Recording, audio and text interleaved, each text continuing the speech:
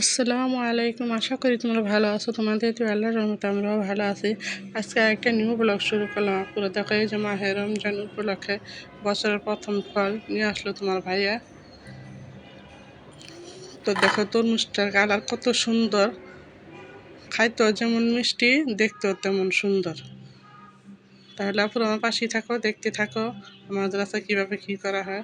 আমার নাতির তো আপুর অনেক পছন্দ। তরমুজ দেখে বলতেছে, দাদুনি আমাকে ওয়াটারমেলন কেটে দাও, আমি খাবো। বলতেছি দাও, কেটে দেই। এই যে কেটে দিলাম, এখন খাইতেছে। আর এই ফলটা অনেক পছন্দের আপুরা। আমার নাতির মতো তোমরা কে কে পছন্দ করো কমেন্টস করে বলবা। আর একটা দূর সংবাদ, সুখ সংবাদ, এই যে দেখা আপুরা, আমার অ্যাকোয়ারিয়ামের মাছগুলো সব মরে গেছে। কারণ টাঙ্কি যে ধোয়া হয়েছে আপুরা, আমার মনে ছিল না টাঙ্কির মধ্যে যে মেডিসিন দেওয়া হয়েছে, মনে করো ওই পানিগুলো দেওয়া হয়েছে না, সবগুলো মাছ মরে গেছে। আরও অর্ধেকটি ফেলানো হয়েছে। আর এই যে গাছ পাকা আমরা, তোমার ভাইয়া বাজার নিয়ে আসলো পাট শাক, স্ট্রবেরি, লেবু, তারপরে গাছ থেকে পাড়া সিমগুলা বাতি হয়ে গেছে, বিচিগুলা নিলাম পুরা।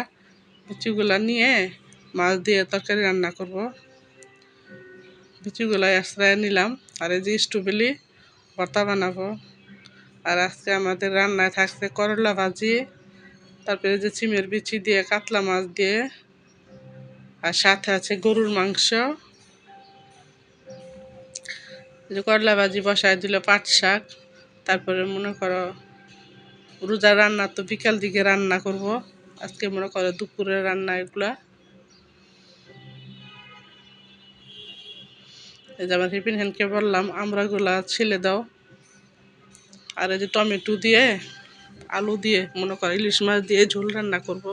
রান্না বান্না সেরে আপুরা আমরা একটু বাহিরে আসলাম আপুরা, কারণ রোজা এসে পড়ছে, টুকিটাকি একটু কিছু লাগবে।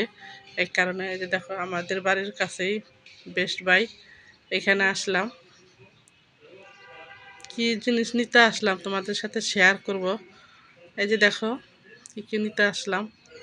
কয়েকটা চাকনি টাকনি নিলাম, তারপরে বসার টুল নিলাম, এই যে পানির ট্যাঙ্কি নিলাম।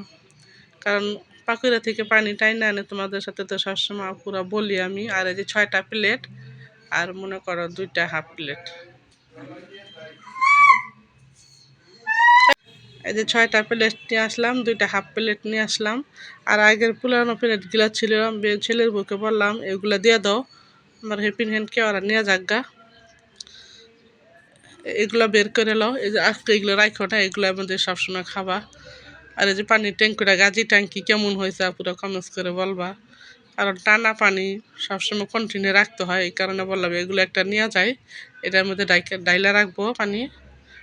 আর এই যে দেখো আমাদের রান্না বান্না আছে এগুলা। আমাদের ভাইয়া বিকালে আসার সময় যে দুধ, কলা, কাঁচকলা, পিঠা নিয়ে আসলো। তাহলে আজকে মতো এই পর্যন্তই। আল্লাহ।